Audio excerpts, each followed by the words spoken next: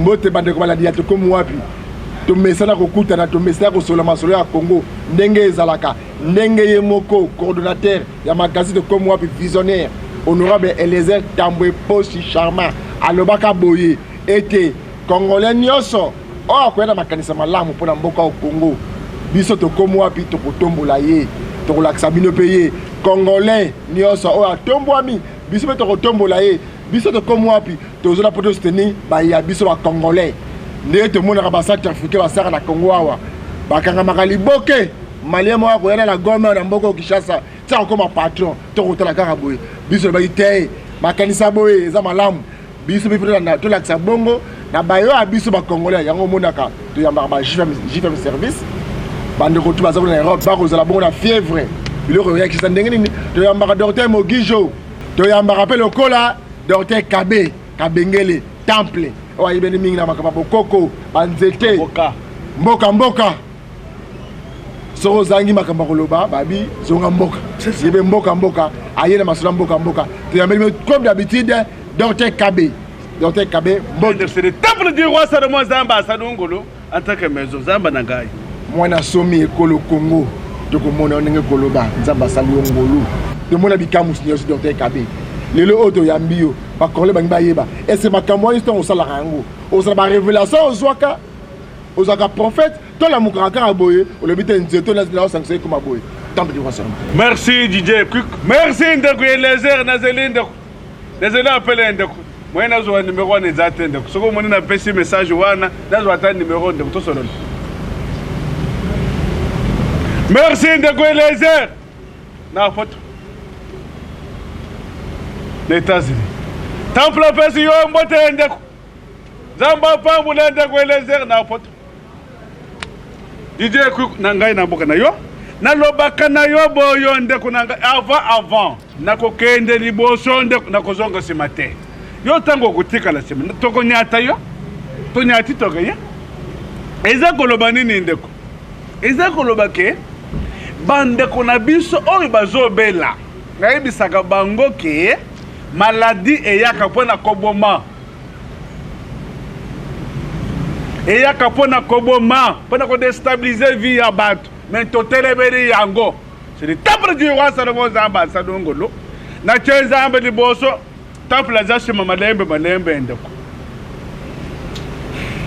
soko bino bozate DJ kuko moyena terme zatena musada nyonso tu Zamba pesi mutu tu chance ya musada na ya il faudrait payer sous na soutenir pe musana bino pe bozala makasi bino pe bo soutenir pe yangai.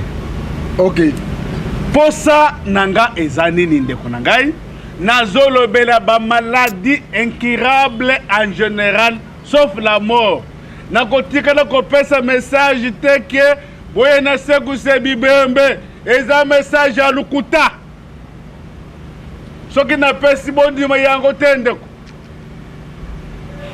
na pesa ka message pour na encourager bande konangai yakana ndeko na yo azana makasi mais quel que soit que besoin de maladie incurable azana makasi ko na ebembe tende na ko se ko se tende konangai message Jésus wabino nazana pose ya ba maladie incurable en général na bandeli yango nazana pose ya ba maladie incurable en général sauf la mort. Moutou ce qui moutokufi problème ya Nzambe c'est le temple du roi Salomon Zamba Sadongolo. Donc on a bien oh les abattements chez Brazzaville na yebisaki yo kende place on a siège qui maison yango wana pe sous na Brazza bande ko na yo wana biso que temple za intérêt général ezataka DJ tukazande kona te a on a yebaka biloko wana tende nazana posa bato ba se retrouver partout quel que soit mon de la zande na maison toza na posa surtout cancer talande ko na biso ya mwana mwasi wana na Brazzaville pour la cancer du col du terrain à se retrouver yango na yebisi bino boye tout type de cancer boza guéri partout dans le monde Zamba nangai c'est le temple du roi Salomon Zamba Sadongolo cancer du col du terrain de ko ya mwasi wana talande na kitoko ya mwasi ndeko nangai ndega se retrouver maladie ya kindok ezumwana mwasi wana Mana mwasa ko mebembe. Na loba na bino mutoko kufa mokeleza ya Nzambe. Mana mwasa ne se retrouver. Dans la belle sous papa yewana pelle sous. Koko wana aza pelle sous na problème tali prostate avec sonde. Mais sonde tolongoli oyoki ndenga lobi sous. Na kikongo muno kutoba. Na Brazzaville. Na yebisi bino boye avant. Ndeko na kotika na arrêté. Otelemizi mutu na yebisu toka ende. Te iseke mutu ka ende kusuka. Eza temple yango wana. Maladi nazo suka sinango na nzela tende. Ti suka. Oui, ti suka temple. Olobi mal okatanga tama munga mukena munoko. Temple di wa Salomo. To bela mikolo uta ko lekawa. Il est même mudaza kindoki. Oko délivrer temple. Yo se délivre combien de personnes dans la kindoki, on la ba kindoki. Et puis, il y a des gens qui merci Didier Quick. Merci Ndeko pour la question. C'est le temple du roi Salomon Zamba Salongolo. Pour ça, ma tata l'onda makolo Ndeko. C'est le bas question na mobala tout dengai. Et là qu'on a koyé bisa ndo kamera kisi nangai tende konangai. Tango na zolo baba zo yoka.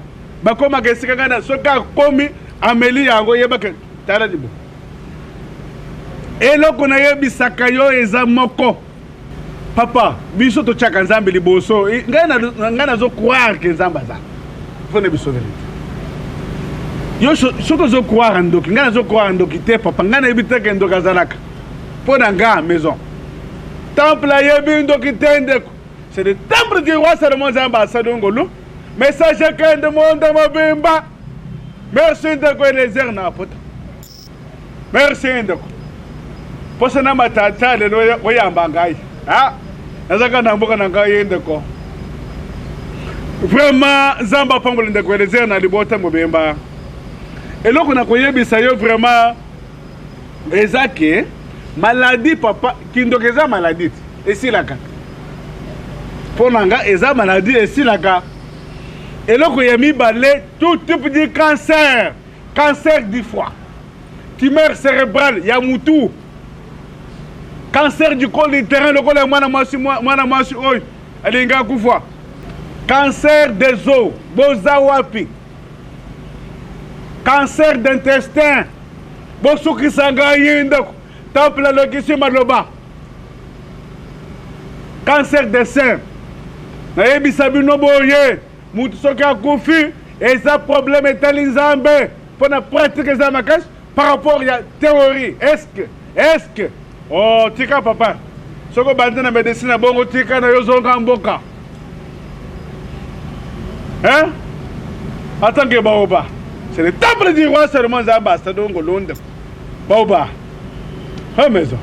Ok, tika ite do cela ma preuve à l'appui bandeko bon na moi séance quelques témoignages fort bote la bikamus au temple docteur Kabé à Salaki bon de raison on a planté la vision.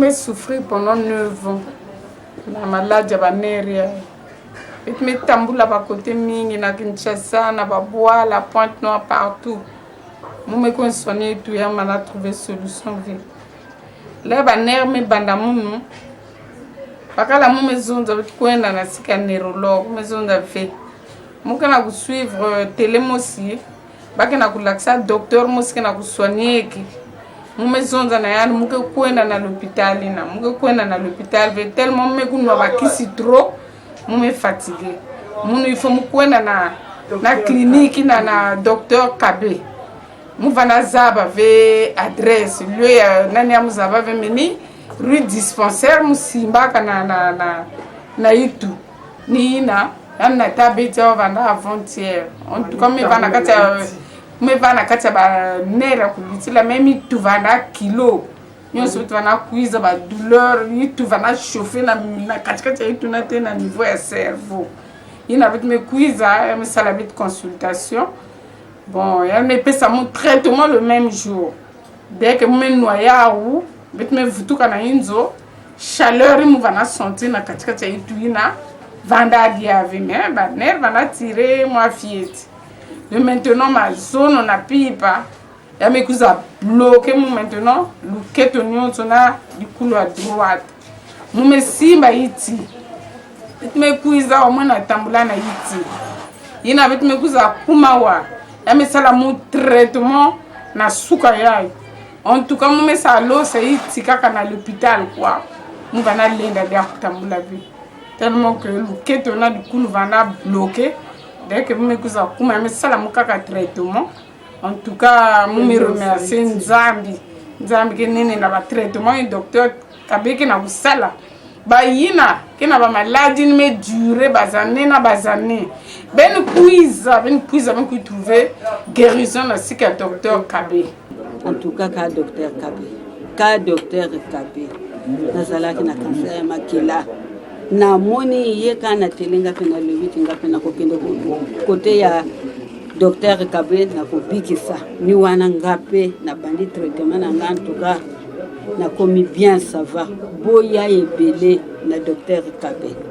Wana tianga maladie ezo salanga pasi nga maladie ya cancer ya makila yaka kaka. Na docteur Kabé okobika.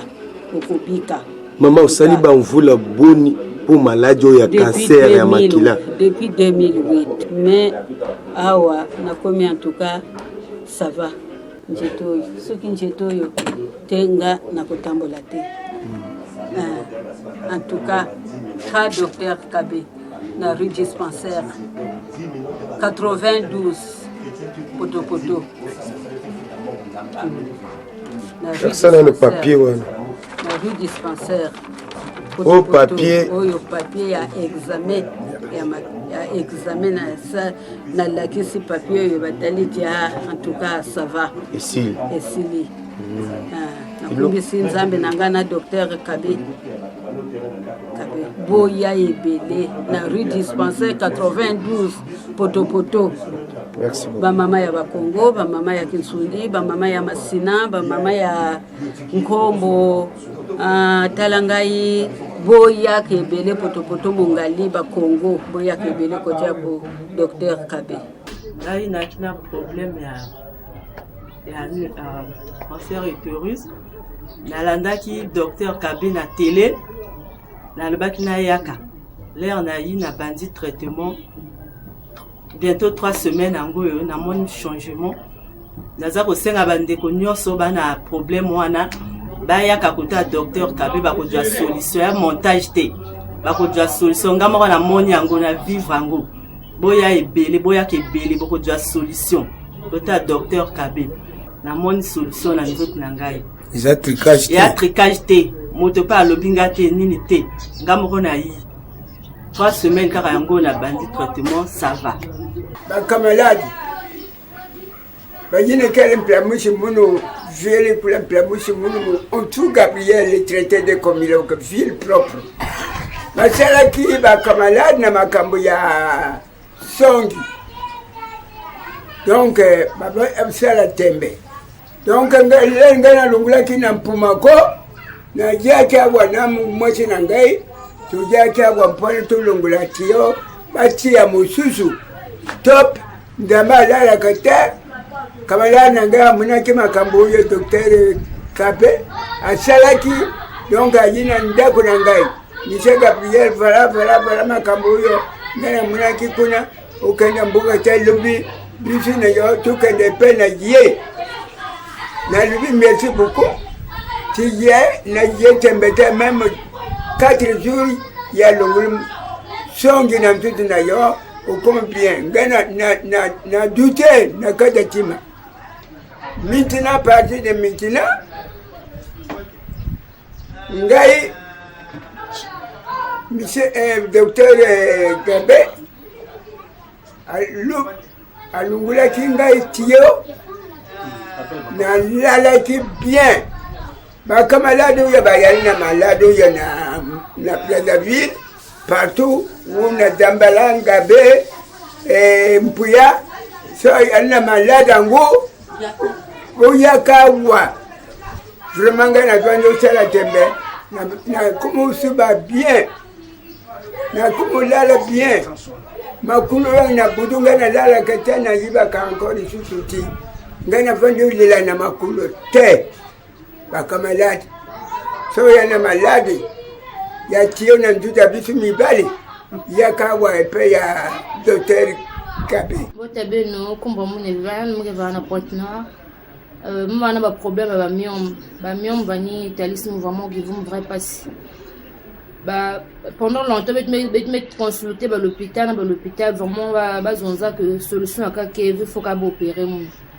mais sauf qu'opération là na bec bakin peut provoquer la stérilité surtout si abonge boutsa mais retirer bamiom que vous avez qui va toucher après à la longue les concevoir des AV mais comme maman qui va à Brazza à suivre publicité na télé il y a docteur Kabé na clinique traditionnelle donc mais effectuer déplacement mais quand on a pas non mais kui na Brazza mais kui se traiter vraiment moi ni noa ka mangang souk mangang koki mangang pour que me calmer ba douleur va se calmer vite douleur qui même pendant une semaine après donc une semaine et demie plus tard douleur mais vous tout cas mais vraiment depuis que mes bandes à traitement depuis comment on appelle ça mes nos baptisants traitement ça me permet mais ça même pas 2 semaines mais me sentir bien échographie à mon cousin en tout cas ba mieux mango va na vrai néné donc se dépasser va na passer mais à mais nos traitement mais nos baptisants en tout cas mais ça l'échographie va mieux me manisa donc mais bokil be no montre que na problème aussi na mon problème ba mieux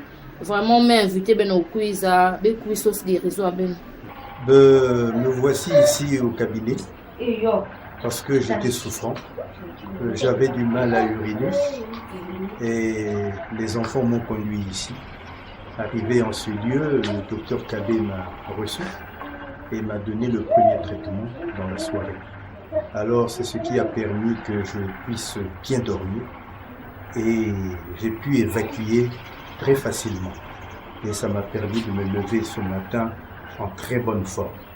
Et surtout que c'était le 31, nous sommes le 1er janvier. Alors je remercie le Seigneur que les enfants puissent me conduire en ce lieu.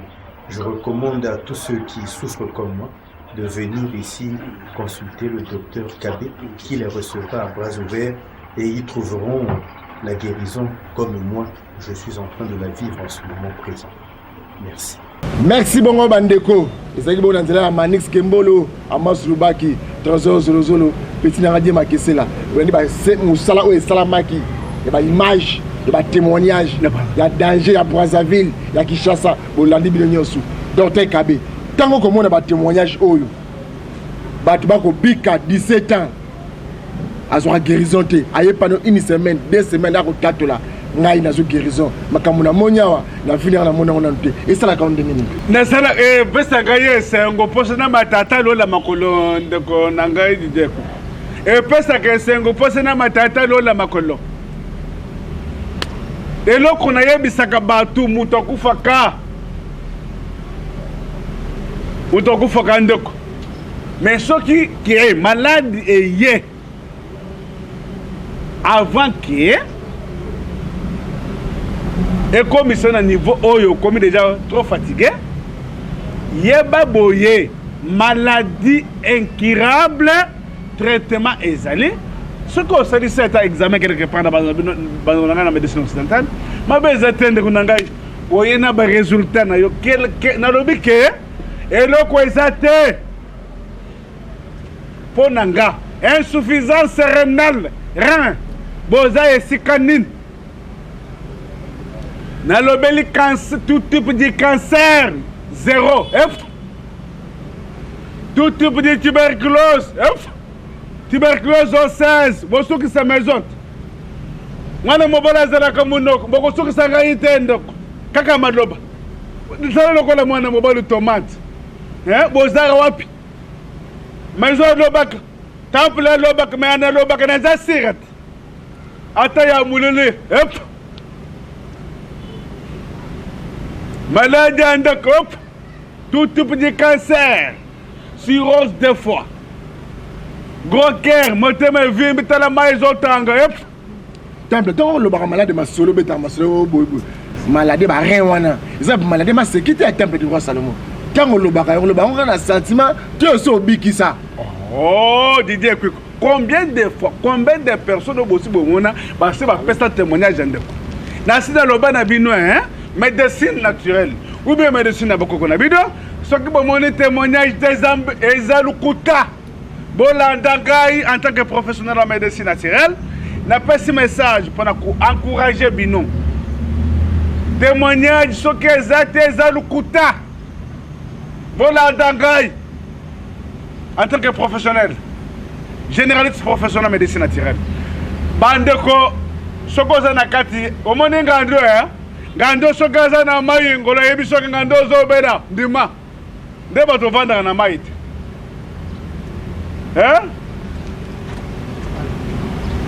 ngando soki azobela ngolo yebi soki ngando azobela ndima po ngolo na ngando bavandaka esika moko na mai okotya ntembe ndenge nene ndeko temple yebisi bino boye c'est le temple du roi Salomon Nzambe asali ngolo soki omoni témoignage te eza lukuta voilà le message de la force et puis Didier Quick nakoyebisa yo boye ndeko sarcoïdose tala batumere nzoto moto ozovimba sikre ezomata sarcoïdose tina bapoumon ndeko na ngai boza esika nini bosukisa ngai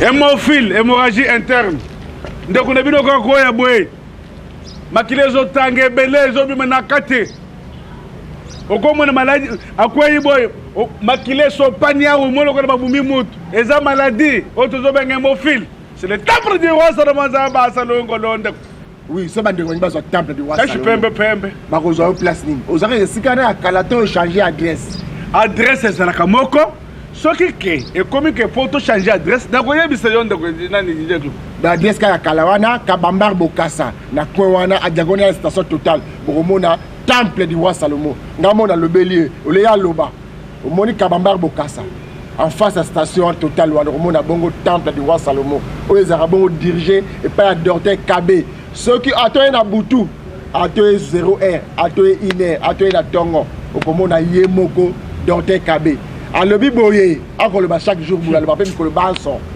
ye atekaka kisi te ye atretaka donc soki ozala besoin kosomba kisi epai na ye okozwa guérison ta mokolo moko te ko soki oza maladi nde yaka pane yebisi ke nakobela appendicite nakobela hernie nakobela akosoigne yo mais soki oye na lokuta ebongisaka motu te lokuta ememaka motu mpe kaka na lokuta temple bandeko nyonso bakolanda yo sikoyo message nini ya suka ya kopesa bacongolais oyo baza toujours affermi na mateya na yo na bakisi na yo esoignaka bango message nini so fort ozinanga kopesa bandeko ya prostate message ezaka mpona sensibilisation ndeko na ngai mposa na kote na zotre na bino ndeko monde mobembo na mikabola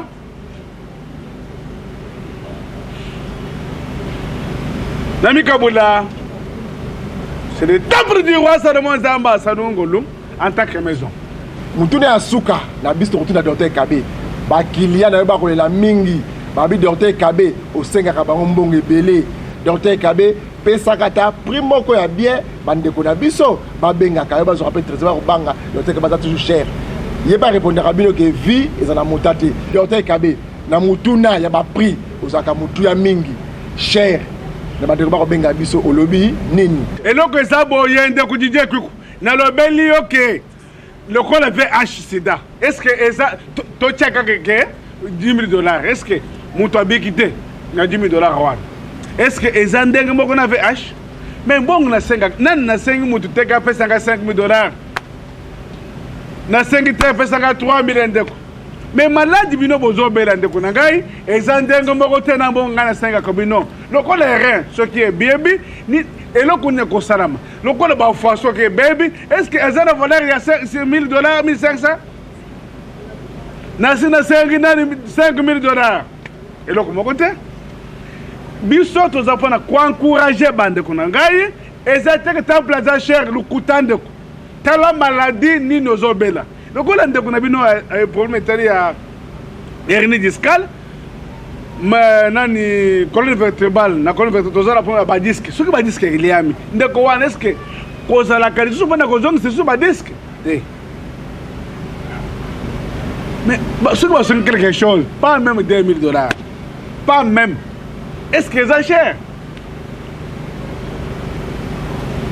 ebele bayaka na bango moko ya kolemba c'est le temple du roi Salomon Nzambe asali ngolo nalobi na bino temple œuvre ne tombera jamais centre médical œuvre ne tombera jamais. Nazana posa bozala vraiment si Dieu le veut.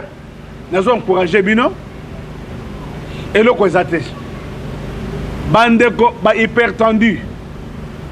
Na yebisi bino na lobi kena bande kotanga maladie soko za na posa kotanga maladie wana yaka na maison. Zambe apesa bino ngulu. Bozala makase. Bandeko ya système otobenga pondès bota fimbu shikota. Mama Véronique shikota bana mibali na poto. Mwana mwasi wo na Irlande. Du Congo shikota bana mibali na Irlande. Merci monde. Merci mokili. Bo défendre bandeko na bino na mboka na ngai. Zamba pombo bino makasi. Maladie ya pankiso F. Merci bandeko balandia to comme wapi to bona suka. Bolazoki bongo docteur Kabe. To tunemi tuna o botunaka. Merci to kutene mko malobi.